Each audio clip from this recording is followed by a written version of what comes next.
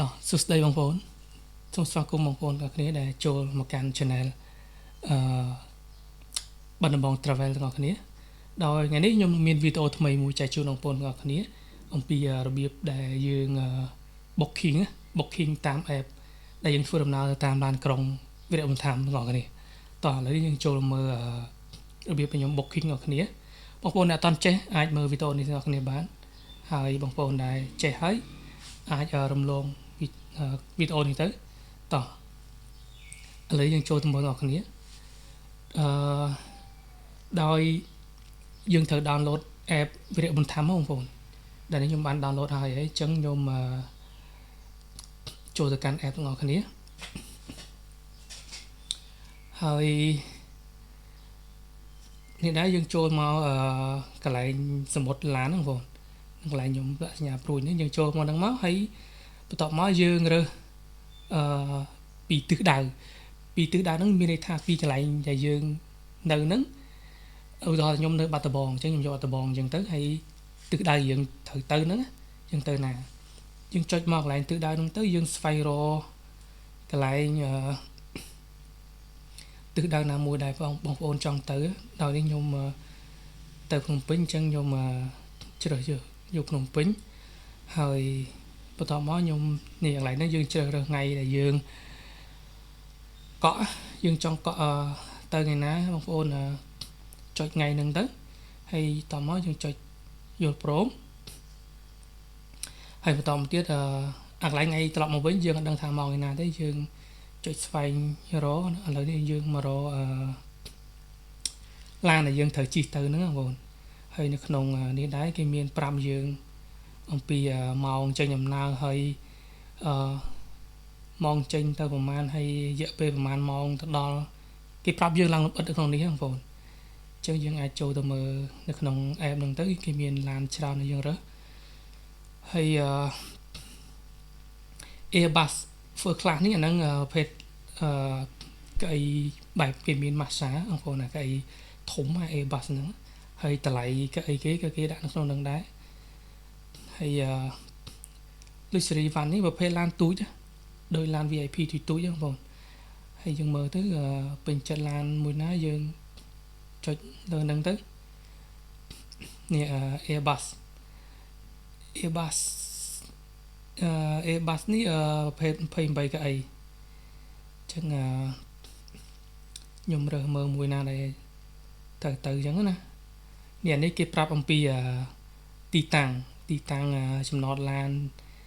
ដែលយើងចេញទៅហើយចំណតឡានដែលយើងចុះអញ្ចឹងណា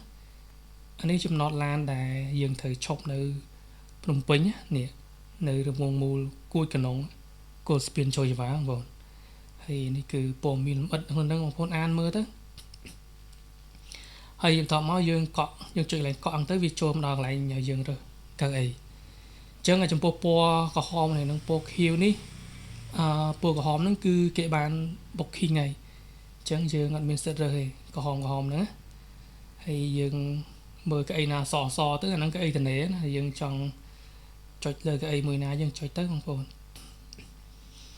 ហើយយើងរើសមើលទៅហើយកន្លែងនេះគឺបន្ទប់ទឹកគេកន្លែងខាងឆ្វេងដៃហ្នឹងគឺបន្ទប់ទឹកហើយបន្តមក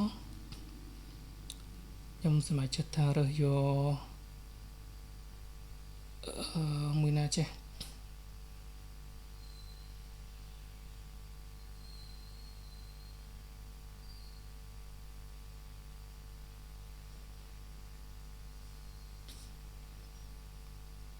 ចឹងជាស្អែកបងប្អូនខ្ញុំមើលកៅអីឲ្យយល់សិនដោយសារមើលអត់តាន់យល់ចឹងនេះខ្ញុំយកកៅអីខាងស្ដាំដៃហ្នឹងយើងចុចទៅវាចេញពណ៌យ៉ាងទឹកប៊ិចហ្នឹងគឺយើងបានកក់កៅអីហ្នឹងណាហ្នឹងលេខ 7E ចឹងយើងចុចលើកៅអីហ្នឹង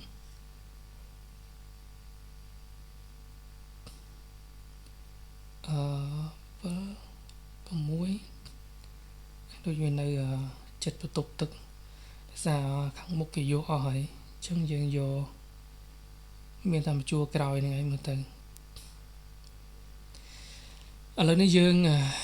ចុចបន្តមកទៀតមកយើងមកដល់កន្លែងនេះយើងត្រូវបំពេញកន្លែងយើងចតហើយកន្លែងយើងទៅអញ្ចឹងណាបងប្អូននេះដល់អីយើងហ្នឹងគឺ 7E យើងបានយកហើយយើងដាក់មកយើងភេទប្រុសអញ្ចឹងទៅយើងចុចទៅហ្នឹងមកហើយបន្ទាប់មកសញ្ជាតិអីគេអញ្ចឹងទៅសញ្ជាតិយើងចុចសញ្ជាតិ Cambodia អញ្ចឹងទៅយើងចុចមករកមើលពាក្យ Cambodia រកឃើញទេសរសេរហ្មងទៅជប់ទៅលើវិញ Cambodia នេះឃើញ Cambodia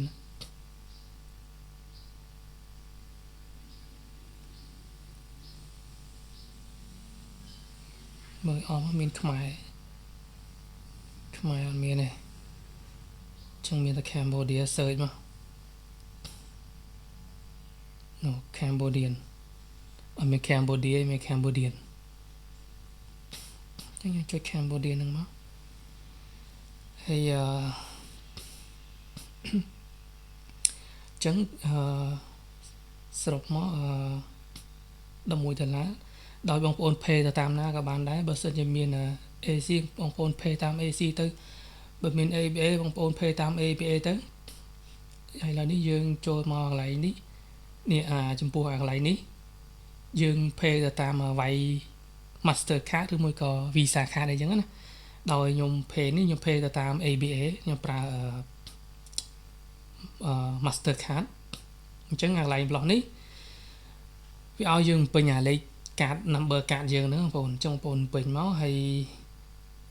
វាមានលេខថ្ងៃផុតកំណត់ហើយលេខសម្ងាត់គេអញ្ចឹងណាហើយចំពោះតម្លៃគឺនេះមានឲ្យយើងសរុប$11យើងចុច pay មកយើងចុចទៅវាកំពុងតែ progressing វាបងប្អូនចាំតិចទៅវាកំពុងតែដើរនេះហើយកន្លែងនេះគឺវានៅពេលដែលនេះគឺ load notification មកមានន័យថាវាកាត់លុយយើងហើយដើម្បីចូលទៅក្នុង app រៀបបន្ថែមអីអញ្ចឹងនេះយើងចាំរយៈពេលប្រហែលវិនាទីនេះមកដើម្បីឲ្យខាង app ហ្នឹងគេផ្ញើលេខកូដមកapp ដែលយើងនេះ app ដែលយើងកាត់លុយទៅហ្នឹងអញ្ចឹងលេខកូដគេសិនមក app bank ហ្នឹងឯងនោះយើងយកលេខកូដហ្នឹងដើម្បីវាយចូលក្នុងកន្លងនេះទៅដើម្បីយើងបន្តទៀតដើម្បី confirm នេះ confirm ដែលយើង booking ហ្នឹងអញ្ចឹងលេខកូដហ្នឹងយើងវាយតាមនឹងហើយនេះអញ្ចឹងគេកាត់លុយយើងហើយបន្ទាប់មកសបុតយើងបានកក់ហើយអញ្ចឹងនេះគឺជាព័ត៌មានដែលយើងត្រូវនេះលុយកាត់ចេញហើយគឺពី bank យើងហើយនេះគឺជាព័ត៌មានដែលយើងឲ្យត្រូវបង្ហាញទៅខាងក្រុមហ៊ុនគេឃើញណានៅពេលដែលយើងដើរទៅដល់ក្រុមហ៊ុននេះកន្លែងប្រតិបត្តិការនេះយើងចុចកន្លែងប្រតិបត្តិការមកវាបង្ហាញព័ត៌មានដែលយើងបានកក់សមុទ្រណាអញ្ចឹងនៅពេលយើងទៅដល់កន្លែង office គេឬក៏ Benland យើងបង្ហាញកន្លែងប្រតិបត្តិហ្នឹងទៅចុចទៅយើងបង្ហាញគេទៅ